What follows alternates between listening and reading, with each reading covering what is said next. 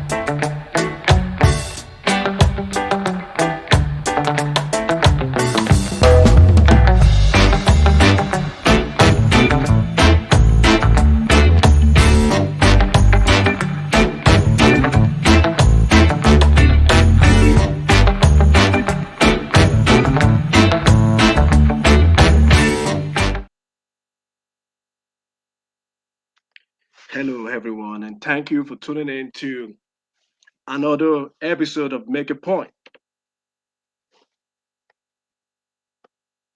I'm going to be talking to us today on a topic I called As You Lay Your Bed, So You Should Lie on It. Um, as we all know, that on this platform, we have two segments for those people who are just joining for the first time. Uh, we have this segment of Make a Point, where we encourage ourselves to do what is right, to motivate ourselves. And the second segment of this show is the Roadmap to a New Nigeria, which is sponsored by Nigeria Youth Coalition for Positive Change. So, what are we talking about on Make a Point? As you lay your bed, so you shall lie on it. This is a common saying, and many don't really understand the basic of this word. A laying of bed simply means the period for us to prepare for our future, our preparation and readiness for the unknown, acquiring the needed knowledge to get us prepared for the future. It might be through academic processes, apprenticeship, and other relevant ways to get ourselves ready for the future. But most times, people make this horrible mistake. We oftentimes allow society pressure to dictate the state of life for us. We allow peer pressure, we allow what people will say around us to put us under some unnecessary pressure. And many people lost their focus by paying attention to all this society pressure. But in the process of laying one's bed, one must learn how to do things moderately, according to one's capacity. Committing yourself to things beyond your reach at a particular point would definitely bring about a ruin to the bed you are about to lay.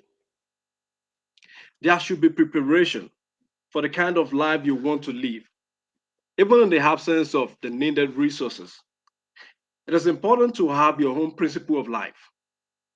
Plan ahead of time for the kind of woman or man you want as your future partners. Plan ahead for the number of children you wished for in life. Run a good assessment for any expedition you're planning to dive in before you commence. Like I've always said on this program, after God, you are the custodian of your own life. And there's never a time that is considered too late to make one's bed. So lay your bed in the proper way that befits your sleep. I'm Prince AJ, and I just want to make a point. See you next week.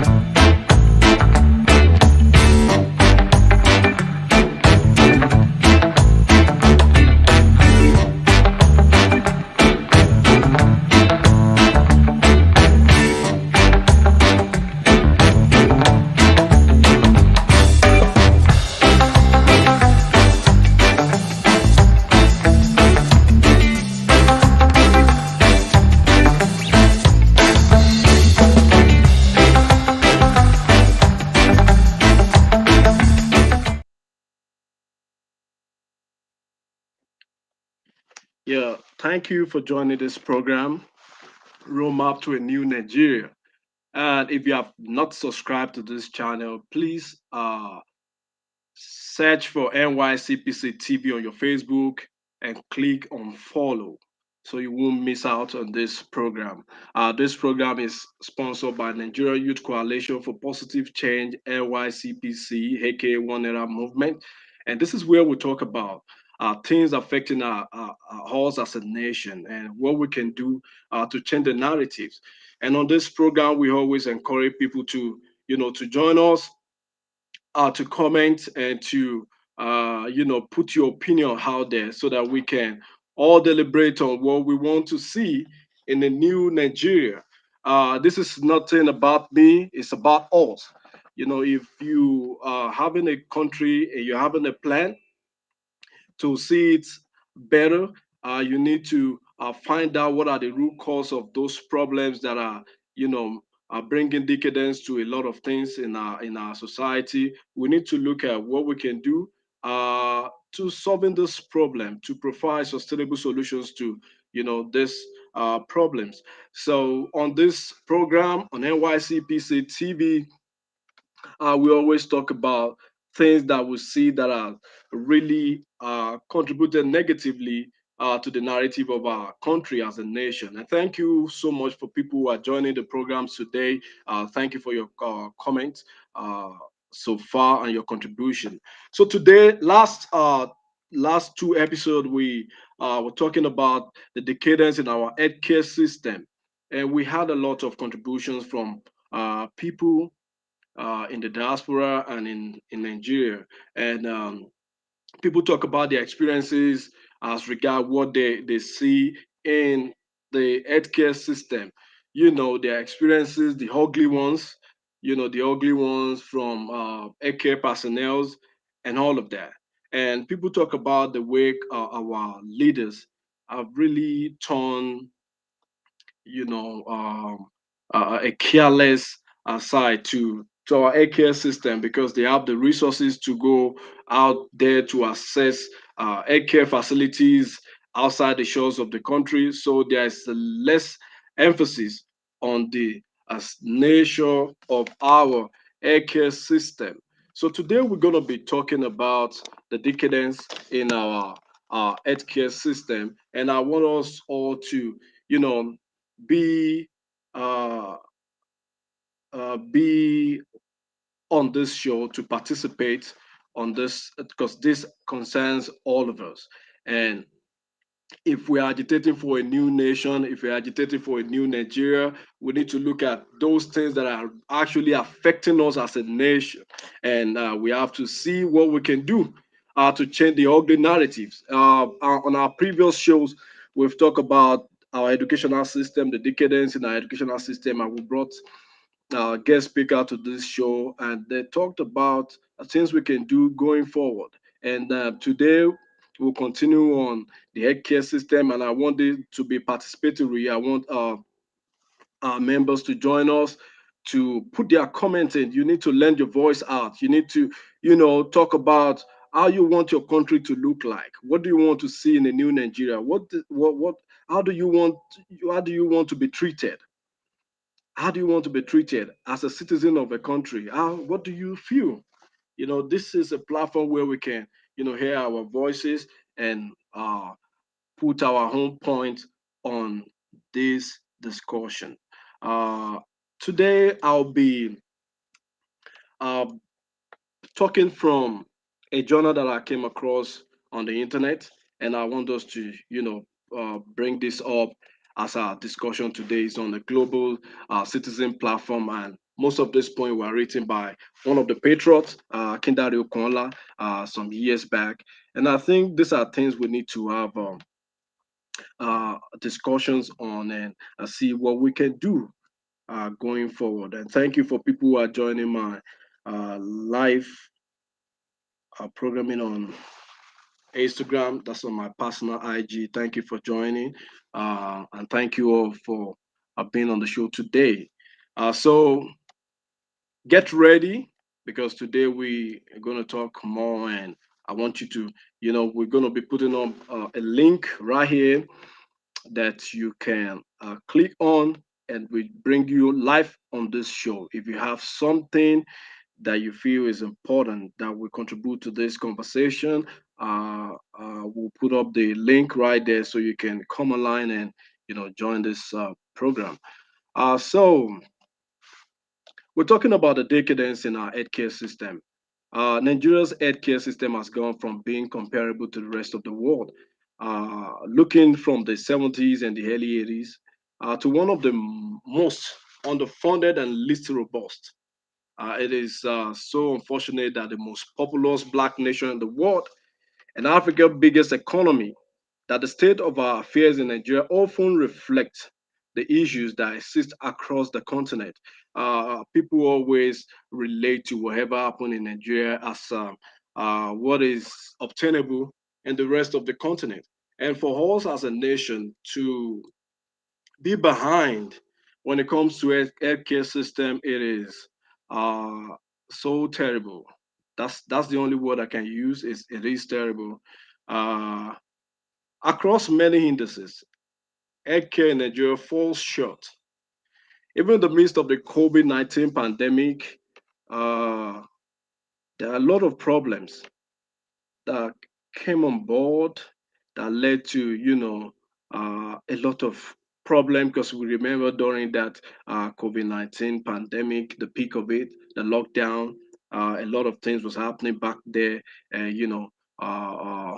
uh, robbery attack, vandalization and all of that. And it's a reflection of how the system is in jeopardy. Like people are getting poorer by the day, and the lockdown actually exposed a lot of things. But that's not what we're going to talk about today. We're just going to talk about those factors that are actually contributed to the decadence in our healthcare system.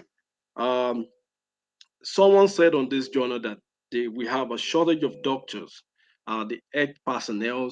We don't have enough health personnel. But in some shows, maybe like earlier this year, April, Chris Ngige, who is a minister of labor, said we have enough doctors. When some of our doctors were planning to go on industrial actions and planning to leave the country and all of that. Excuse me. And he said we have enough of healthcare personnel, and some people laugh about this, and it was laughable though, because according to WHO requirement, there are certain percentage that you need to have. In our case, it is different. In a civilized country, in a developed country, to a population of 10,000, you need to have 3.8 doctors per 10,000 population. Like, oh, per 1,000 population. I beg your pardon. 3.8% of doctor per 1,000 population. Like 1,000 people are liable to have like 3.8% of that population to handle 1,000 people. But in our case, we have 0.38 doctors per 1,000 people. So it's not even up to the requirement of the or the target of the United Nations for countries aiming to develop their people, their citizens. And this would mean that the 200,000 doctors that we think will be enough. It's not even will not be enough for us as a country, because we are over 200 million. So we need over 200,000 medical practitioners, medical doctors, to handle the healthcare system of our nation. But we have shortage of doctors. In the midst of this, the country is not taking good care of the ones we have, and they move out of the country, go to other countries to look for greener pasture. Even the ones back home are not properly funded. Their welfare are not well taken care of, and this is becoming the order of the day. How can you imagine hospitals being shut down and people are sick? and nobody to take care of them? Do we even know what we're doing at all? So that's the first point. I want us to talk about this. If you have a point, if you have something to say about this, I want you to, you know, put in your comment. I have a comment here. Let me read this. Um, Nigeria is a great country with a lot of potential, whose growth and development is hampered by bad governance and corruption. I see hope when we begin to look at ourselves as one Nigerians, with right men at aim of affair and strong institutions. Thank you, Francis Chida. That was a good comment from you. Um, Another one is okay. Thank you, Salami. Keep up the good work. Comrade Amen Abubakar said, "God bless our Mount Nation, Nigeria." Uh, Johnny Brave said, "Great Nigeria."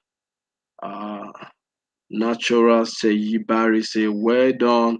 Thank you all. Let's keep the comment coming in, and we have to talk about this.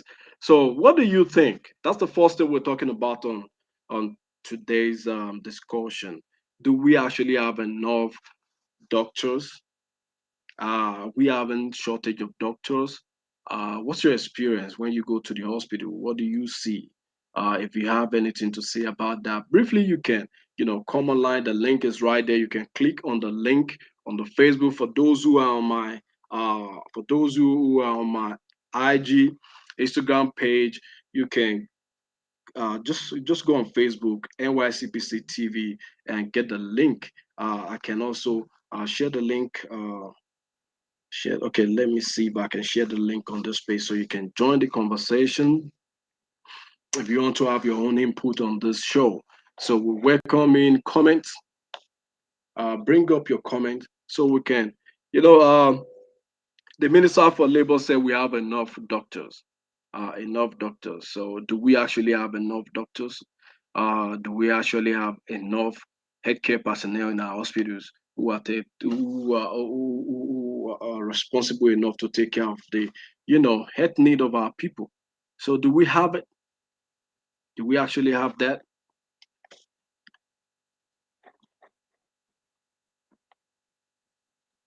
So while we're waiting for comment from you on this first point, I'll be going straight to the second point, and it's healthcare in Nigeria is severely underfunded. You know, it is something that everybody knows. It is not hidden that even though we don't have enough healthcare personnel in the aim of affair of our hospitals, um, we have an underfunded healthcare system. Despite a 2001 declaration by African head of state, known as the Abuja Declaration, so to say, to allocate at least 15% of their national budget to healthcare. Successive Nigerian governments since then have consistently allocated under 10% of their budget to healthcare. In 2019, Nigeria was responsible for 20% of all maternal mortality globally, you know, and only has about 24,000 hospitals. In the year 2019, among all the maternal mortality in the whole world, our country has 20% of that. That is crazy. And what is our government doing? And even with that, the system still remain underfunded. So 'cause we're looking at what are the contributing factors to this decadence in our healthcare system. Like I said earlier, we talked about the decadence in our educational system. Everything is tailored towards the same problem: underfunding, inadequate welfare, uh, inadequate salary scheme for workers, and all of that. It's the same thing. It's the same thing that is affecting all these sectors, and everything boils down to our leaders' table. So I am waiting for your comment. Thank you for those who are still online. Waiting for your comment. So we talked about the question now is, do we have shortage of doctors? What do you think about that? And what do you think about our healthcare system being underfunded? So I'm waiting for your comment so we can, because the sponsor of this program wanted to be uh, something that's going to involve all the members uh, so that we can all, it's not a one-sided thing. You bring your own idea on board so we can all rub mind and look at the way we can provide a sustainable solutions to all this. Even though we have limited capacity to change the narrative when it comes to the stable of our leaders, but when our voice is in unison, we can actually affect the system positively. So if you not lending your voice at the right time, it won't speak well. So let us, you know, okay.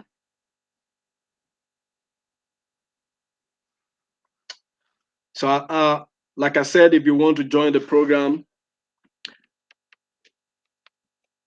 the link is right there. It's restream.io. Just click on the link.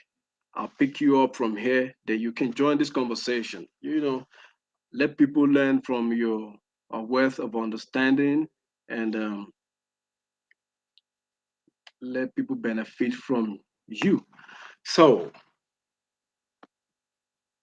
in 2018, like I said, I'm getting this from a global citizen, and the write-up is so interesting, and I think it's something we need to talk about. Like, how are we doing fairly? Are we doing fairly at all when it comes to healthcare? Why do we still have our leaders going outside the country to go get medical attention and all of that? Is it that our system is failing? Is it that our healthcare system is not adequate enough for them to assess?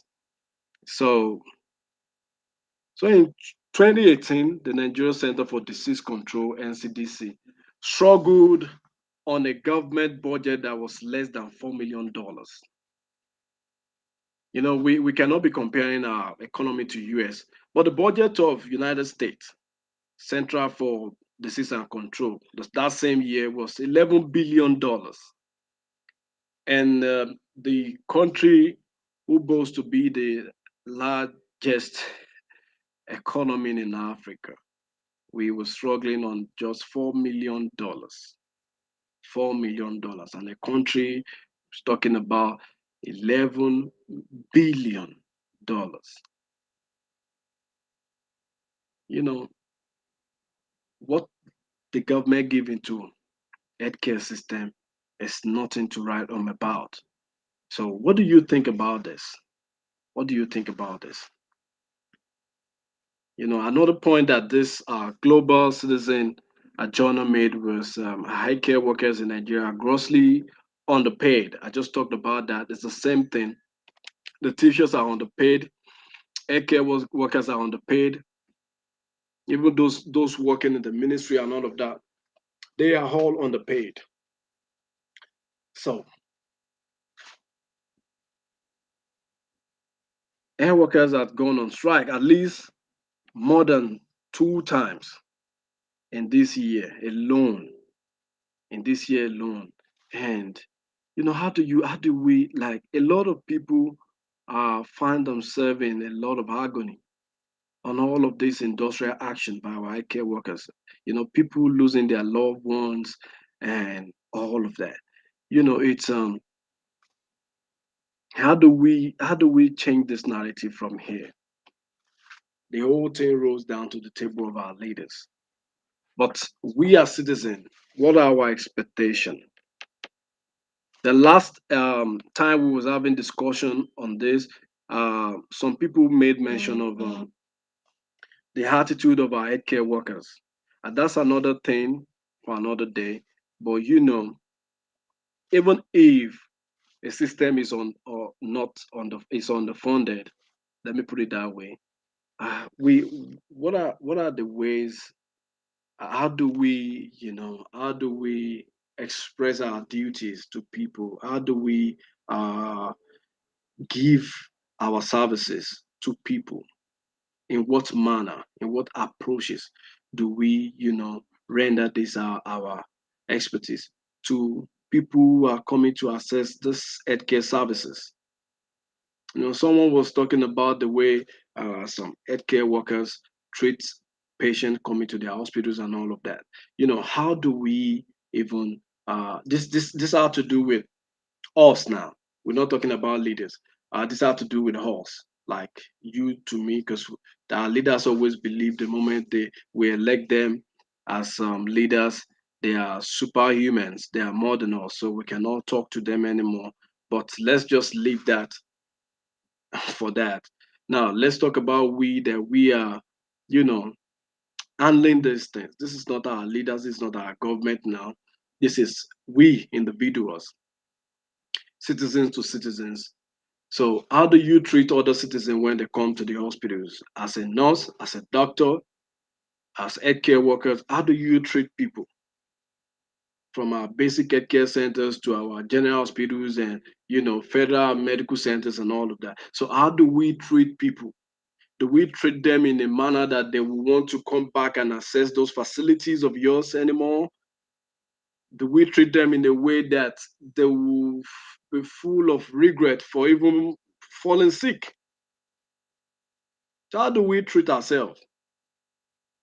Even when government is treating us so bad, and when policies are not put in place to make sure the way of living of our citizens are standard, how do we, treat ourselves?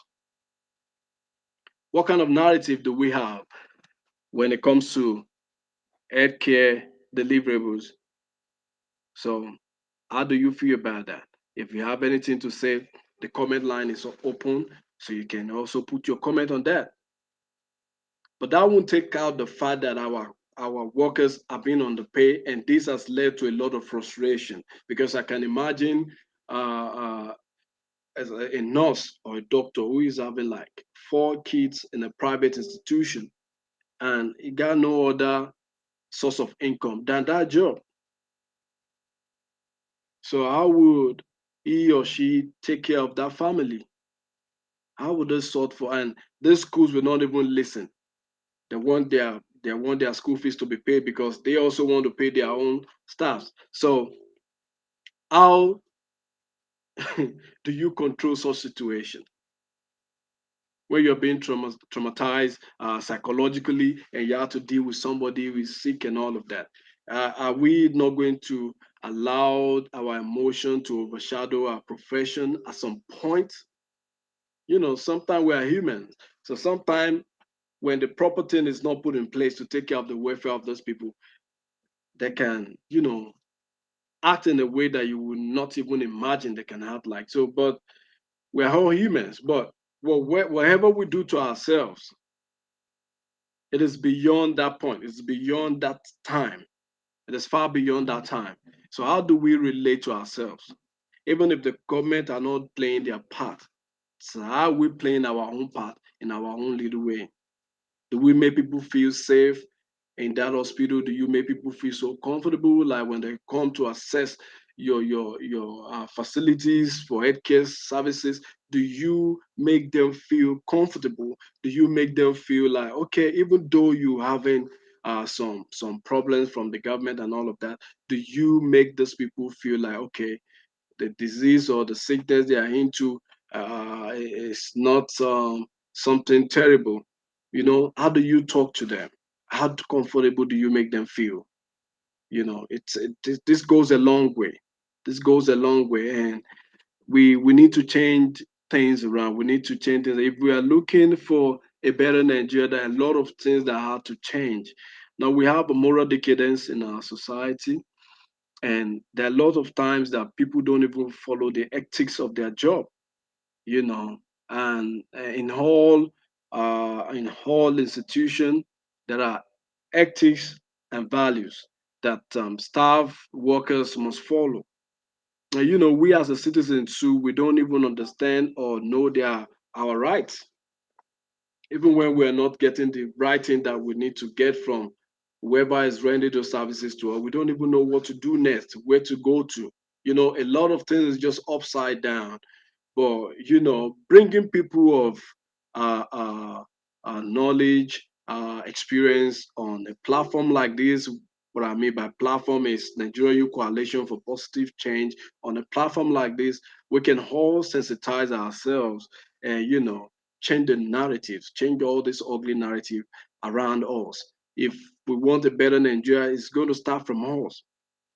We need to start from the grassroots. We need to start from all of us. We need to have a change of mind, a change of perspectives. We need to, re-strategize to change things. Like everything don't goes down to our leaders.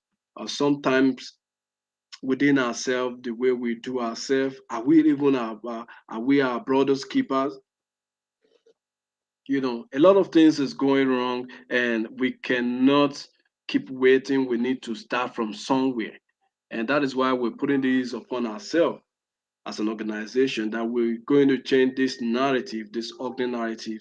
And part of what we're doing is to try to find out what are the problems.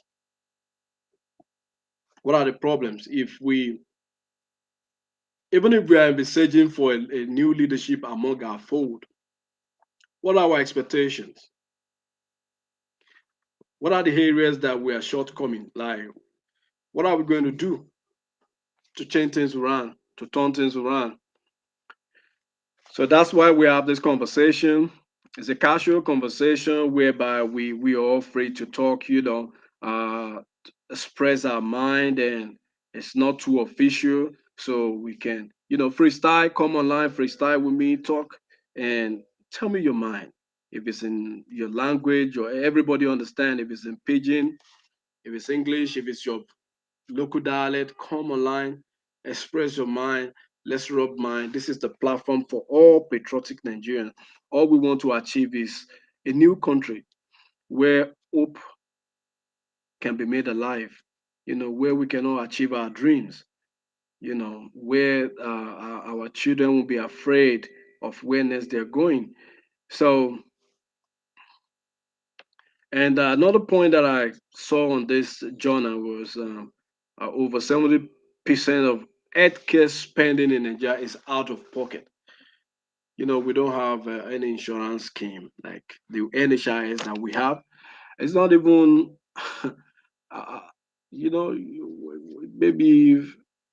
52 centers, or I don't know how they're doing it. But, you know, it's when you talk about a care system, there are no health insurance scheme that is available for everybody. Now you have to pay from your pocket. Like, people will be sick and they'll be afraid to go to the hospital because of the amount they're going to pay, because there are no proper insurance. The NHIS was to be for all, but I think it was with the government officials, and it's not made to available to the public.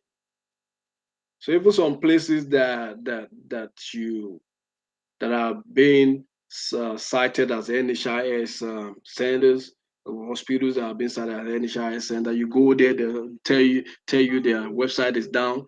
They have not been paid for the past backlog of people they have treated. The necessary deduction are not being made and all of that. A lot of all of this from this sector. So we don't have it. People pay from their people go bankruptcy because of bankrupt because of this paying for healthcare services. You know, it's something we actually need to look into and to talk about. Another thing on that journal was the data collection and record keeping is poor. Like we know there's a problem in our country. Nigeria doesn't have a comprehensive social register, and nearly all of the Nigerian care industry, and they still rely on analog record keeping. You go to hospital, they have to go through files, to look for your health document, which is not even safe, because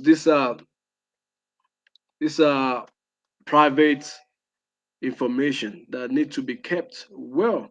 And we have it in a public domain. Somebody can just go there, check your files and do all of that. you know, and we're not trying to upgrade our facilities. Like, how do we go about this?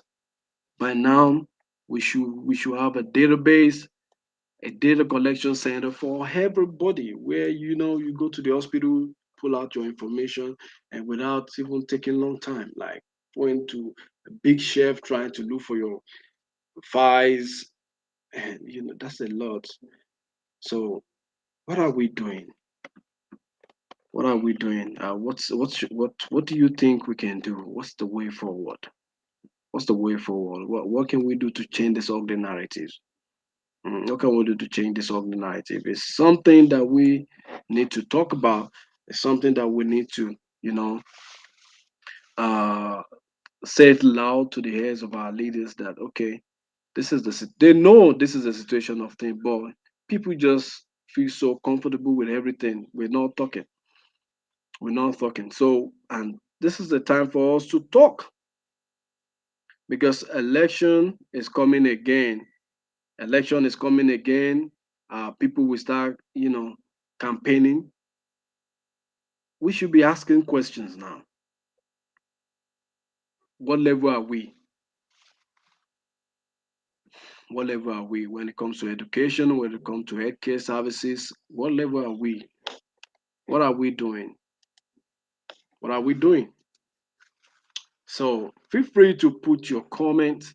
Uh, there was a post that I saw today on our Facebook page, and somebody asking for what we can do to solve this problem of ethnic disparity. I think this is something we have to bring to uh, the public also, so that we can all discuss this.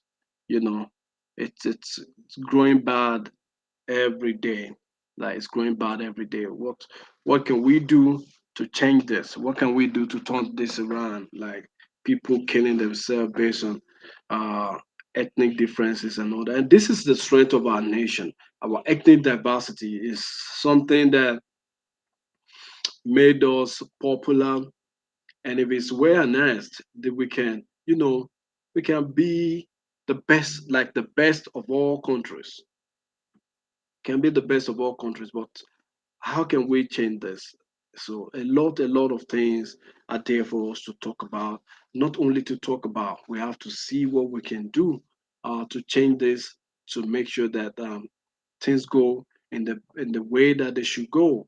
So it's painful to see our people dying. There are a lot of death that is avoidable. There are a lot of death that is avoidable, but there are no ambulatory services. There's no emergency services. You cannot even dial some number and they'll come to your aid to pick you up. And in some advanced country, even when they do you die, there are emergency numbers. They look at your location. If they find out that that condition is they won't be able to get there on time through the road, they will take a chopper,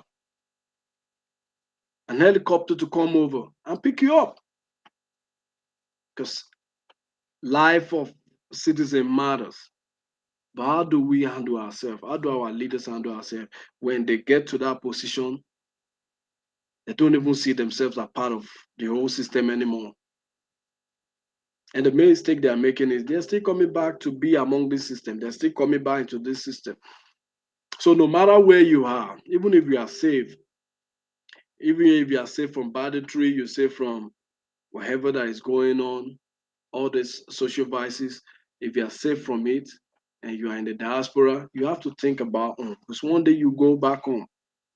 Even if you decide not to go back home, you're still gonna have your lineages at home. So you cannot fully close your eyes because you are in a safe place and not doing anything back home. So there are things we need to do. So we're encouraging people in the diaspora to support this program. Bring your ideas on the table. Let's talk.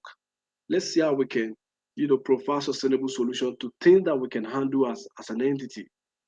You know, Fine, we expect our government to do a lot of things, but there are a lot that we can do as a patriotic citizen. As a patriotic citizen, there are a lot we can do if we get our understanding together, if we can come together as one, we can, have this discussion in a wider way, and bring all the solutions to the table and start doing something. So thank you for your comments, for being on the show, and this line is always open. So I read through our comments during the week because we there was a post on our channel, and people were saying a lot of things, asking us what we're doing, asking us of what's our plan for a new nation and all of that. What we're trying to do is we want to make sure that we all understand our position as citizens, and we all have a mind for a good life. Like, this is what we should expect in a new nation, where the welfare of the citizen will be prioritized, and where the welfare of the kids, the children under 6 years, we don't have to let this kid go through a lot of hardship. The way these children, the way things are going for our kids, the kind of, you know, hard condition these kids are being open to. It's not uh, something good to write home about. So we need to like look at what we are looking forward to in a new nation. So when we say a new nation, we're planning for a new leadership that will turn things around. We're not criticizing all leaders on this platform, but where we have the right to demand for best life, we have the right to demand for the deliverables of democracy, the dividend of democracy. We have the right to demand for it. So when things are wrong, we have the right to demand for, you know, because we voted for these people, and we need to them to work on their manifestos, their campaign promises. So in the situation whereby they are not working according to their campaign promises, we have the right to question them. But beside questioning them, beside scrutinizing them if the opportunity is made available, we also need to look at ourselves, within ourselves.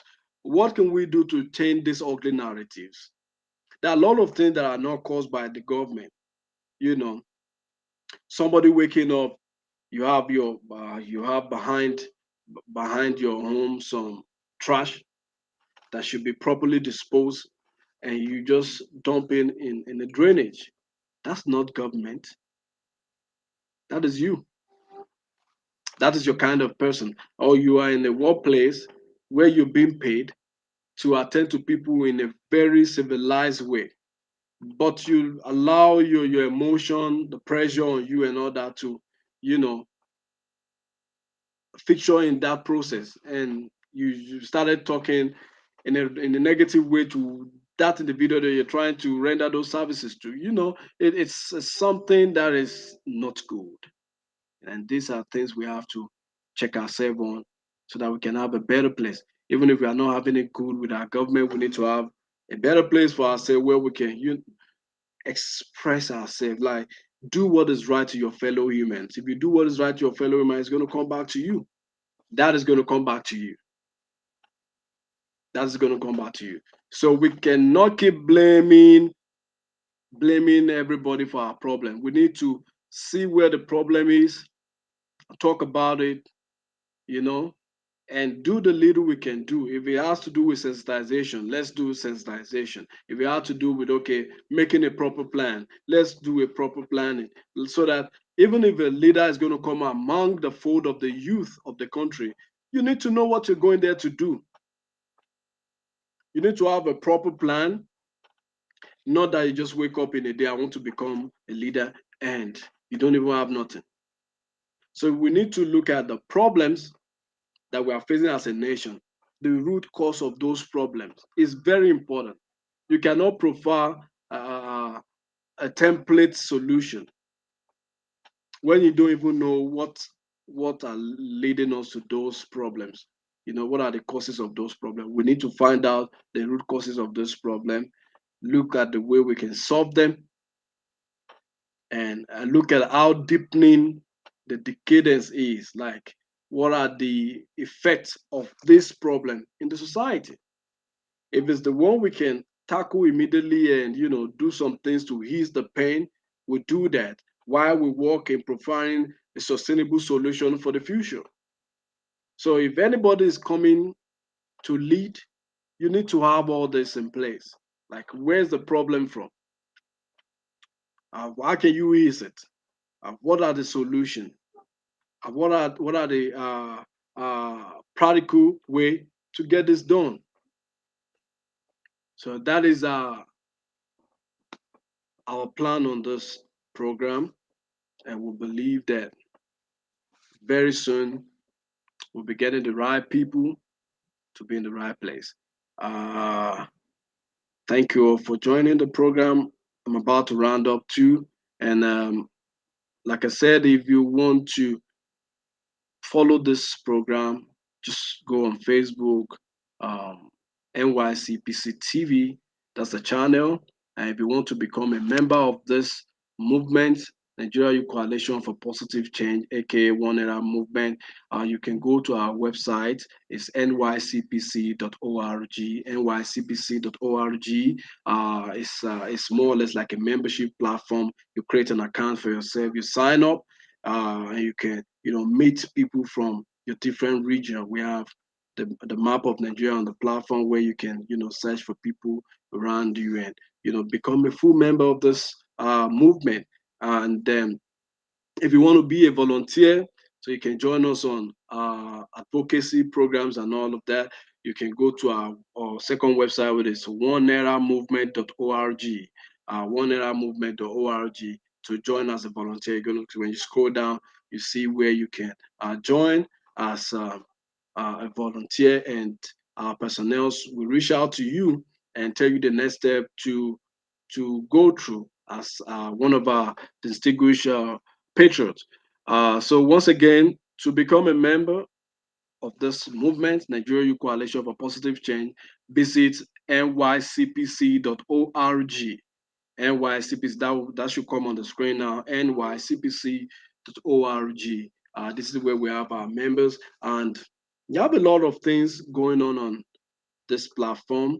We are assign people with uh, some patriots who are well established, who are ready to train others, because we have this project going on.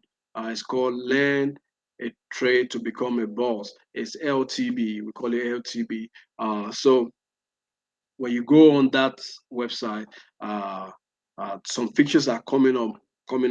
But what we do is you show your intention that you wish to learn a trade. Maybe you want to learn how to do hairstyling or fashion designing or solar inverter installation, closed circuit camera, whatever, all those jobs that we have on the platform. If you have interest, so we are doing this to reduce the level of unemployment in our own little way. So these people who are doing well in their professions, they're ready to give you those training and certify you. And after the certification, you can start your own businesses too and start making money. So you can go off this problem of going around the street looking for job. And this is the little we're doing on this platform. I know it's going to go bigger, more and more and more with your contributions. So join the movement, lend your voice to everybody, and let us know what you stand. But this conversation will keep going for the course of the week. Uh, what are the decadence? What do you think are the causes of this decadence in our healthcare system? We've mentioned on the funding, workers being underpaid, and no modern facilities in our hospitals and all of that. And we're talking about the manners of healthcare personnel also. So if you have things to say about all of this, if you have a point, if you have experience, both bitter or whichever way, let the comment keep going. The post is right there. Put your comment right there, and we're going to talk about it. We're going to talk about it. And if you have something that you feel is going to be a solution, I was amazed when I saw a post earlier on before we start this show. The point was this individual who was talking about how to solve this ethnic disparity, and I was amazed to see this individual write out some points in a book, in a leaflet, and he just posted it on our page, on our Facebook page. And I read through, I was like, oh, this is insightful. We have a lot of people who are courageous, who have the technical know-how or how we can go around. Okay, another comment here. Francis Chido said the larger part of Nigeria's population must be moved to middle class through better economy, coordination among government and private sectors, capable of assuring improved quality of life for all the people. Oh, I love your submission. Keep it up. Thank you. I love yours too. Thank you for staying tuned with us on this show. And like I said, the this place is open for your comment. And if you want to join me, I'm rounding up in a few minutes though. But if you still want to have your comment, you want to come online, I'll put you on the screen. There you can say something to the world so people can learn from you. Once again, this program is always coming on your screen every Sundays and is sponsored by Nigerian Youth Coalition for Positive Change, NYCPC, aka One Era Movement. And like I said, if you want to join this movement, go to nycpc.org to join as a member. It's more or less like a social media platform. It's a membership platform. You're going to see other members on the platform. And if you want to become a volunteer, you wish to be on the field to run advocacy work for us, there are things, you know, for you to do with us. So go to our second website, which is oneramovement.org, and join as a volunteer. You're going to get a letter, and from there we can start working hand in hand. So let's keep on hoping for a better Nigeria. I believe that Nigeria is going to be the best place for us to be to actualize our dream, and that move is going to be start from you. It's going to start from me, and we are working towards it, and that is what we're doing at NYCPC. I want to make sure that we change the ugly narrative attributed to us as an entity. We want our flag to fly again as a one indivisible country. So we know things will fall in place. We have to keep agitating for peace and unity, and this is what we're doing. So thank you for joining this program today. And the conversation is still on. The discussion is still on. What do you feel? What are the decadents in our? I wish to talk about what this last uh, commentator just said about bringing most Nigeria to the middle class through better economic coordination. Yes, I believe we can achieve this if our government can bring true federalism, if our country can be run as a federal state. This will go a long way. This will actually help us go a long way to change a lot of things.